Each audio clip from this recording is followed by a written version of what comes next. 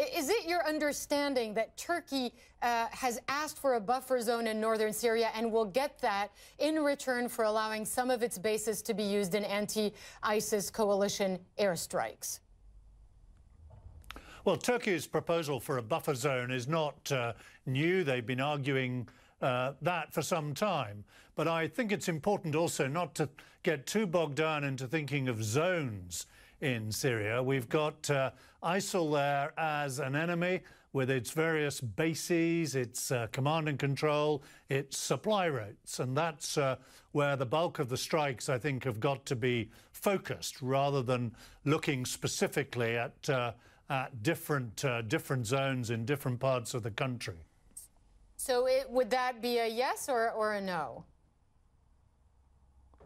Well, it's neither yes nor no. I mean, we know the Turks have put this forward before, but militarily, I don't think you can start dividing Syria up into different zones. What's important is to defeat ISIL in its core, in northern Syria, where there are command and control centres, from where its logistics and personnel are moving through into Iraq. There are targets there to be attacked rather than some specific line to be defended. All right, we'll see what the Turks announce. I know that the Prime Minister was saying that they were having a cabinet meeting about it. Can I ask you about the UK involvement specifically? The government did acknowledge that 5 British pilots, among other British personnel, were embedded with coalition forces in strikes against Syria. This despite the fact that the UK Parliament rejected the idea of a military campaign in Syria by the British military. Why was that not made public? Well, we've never publicised our embedded personnel in other forces. That's been standard practice for the last 40 or 50 years.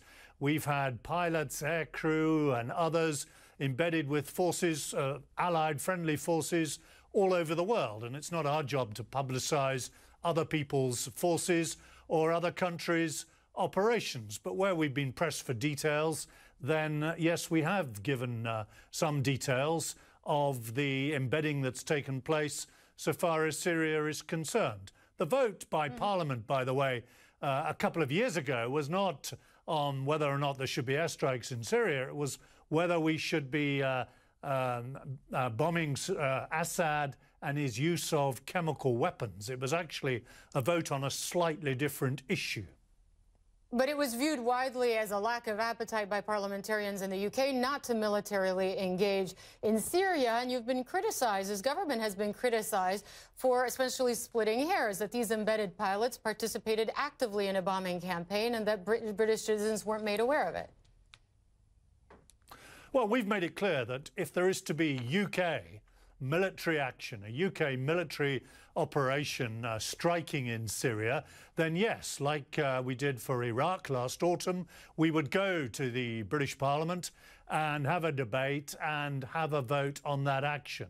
But these were a handful of embedded pilots in other people's operations, like we had them with the French forces in Mali, like we've had them serving with American forces all over the world and with other allies. So this was not a British military operation.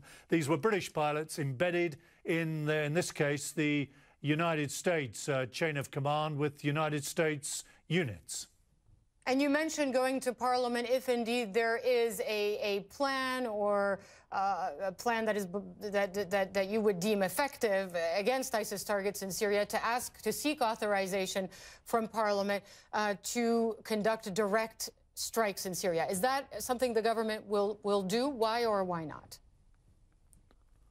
Well, we have a new parliament now, elected just in May, so a different situation from the vote 2 years ago, and it's a different issue. We've seen the dramatic rise of ISIL since then, the territory they've captured right across Syria and Iraq, and we've seen the fact that ISIL do not respect this historic boundary between Iraq and Syria. They're carrying out their murderous terrorism either sides of this border. So in time, we want to build the case that it is illogical for British planes to bomb in Iraq, but to turn back at the border. And we will start to build that case with the new parliament.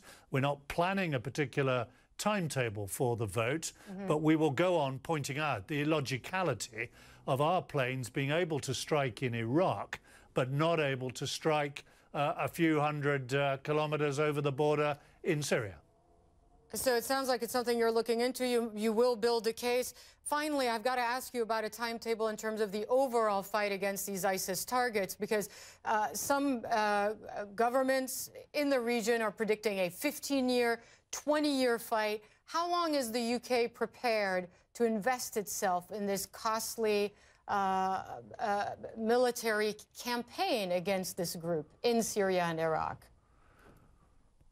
Well, we're there for the long haul. I think Secretary Kerry suggested this might take 2 to 3 years. We've been striking in Iraq for a year. We are standing shoulder to shoulder with the United States and the rest of the coalition. I think we've taken the one of the highest shares of the missions and strikes behind the United States. A huge proportion, nearly a third of all the surveillance missions that are flown to gather intelligence over both Iraq and Syria are being flown by British aircraft. And we've announced that we are stepping up our training effort of the Iraqi army. I'm sending next month another 125 trainers to help train Iraqi army personnel. We've been gifting equipment. So we are stepping up to this particular fight because ISIL represents a very clear and present danger to us in Western Europe and indeed to the streets of Britain. This is our fight and we're not going to walk away from it.